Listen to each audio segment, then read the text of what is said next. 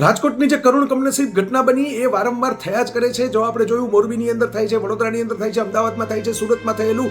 આપણે ભૂતકાળની બહુ ચિંતા કરીએ છીએ, પણ આપણું પોતાનું ભવિષ્ય હોમાઈ જાય છે એની વાત નથી કરતા. ભૂતકાળમાં હિન્દુ મુસ્લિમના નામે જાત જાતના એજન્ડાઓ કરીને આપણે લડા ઝઘડ્યા કરીએ છીએ એકબીજાની સાથે. આપણે ધાર્મિક બહુ થઈ ગયા છીએ, નૈતિક જરાય નથી થયા. એટલે આપણે જ્ઞાતિના નામે, ધર્મના નામે ટોળા બનાવીને સંમેલનો કરીને ફરિયાદો કરવા માટે, પ્રેશર ઊભું કરવા માટે રસ્તા ઉપર આવી જશું. પણ ક્યારે રોડ સેફટીના નામે, ફાયર સેફટીના નામે આપણે રસ્તા ઉપર આવ્યા? આપણે વિચાર કરો, એક્સિડન્ટ થાય છે ને એને છાપામાં સમાચારો આવે છે, પાછળથી શું થાય છે એ બધાનું? બધા આરોપીઓ પોતે સેટિંગ કરીને બહાર રખડતા હોય છે.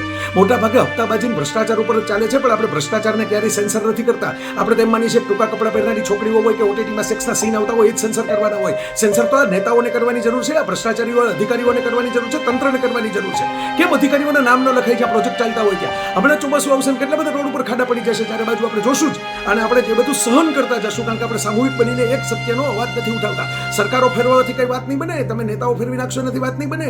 બધા જ લોકો પોતપોતાના સેટિંગ કરવા માટે જ આવતા હોય છે. એટલે વાસ્તવિકતા તો એ છે કે તમે ફરિયાદો કરવા માટે સત્યનો સાચો સામૂહિક સંગઠિત અવાજ ઉઠાવો અને નવા એજન્ડા સેટ કરો. તમે એમ નક્કી કરો કે ભાઈ આ એજન્ડા છે, ઇલેક્શન આ મુદ્દા ઉપર લડાવવું જોઈએ, અમારે આ ડિમાન્ડ છે. અને તો છે નેતાઓ છે એને પગ નીચે રેલો આવે ને એ આપોઆપ સમજે કે આ મહત્વનો મુદ્દો છે ને આ મુદ્દા ઉપર આપણે કંઈક કામ કરીને બતાવવું પડશે.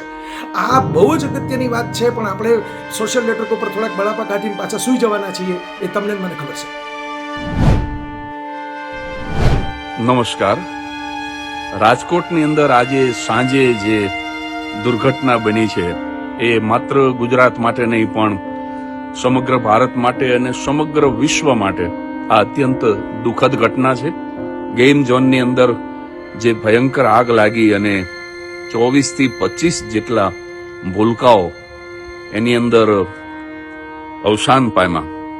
જે લોકો આ રીતે અવસાન પામ્યા છે તમામના આત્માને ઈશ્વર શાંતિ આપે. જે લોકો દાઝી ગયા છે એ ઝડપથી સાજા થાય અને દિવંગતના સ્વજનોને ઈશ્વર આ આઘાત સહન કરવાની શક્તિ આપે. હું કેલ્ગરી, કેનેડાથી જગદીશ ત્રિવેદી ખૂબ જ દુઃખ વ્યક્ત કરું છું અને દિવંગતના આત્મા માટે હું પ્રાર્થના કરું છું.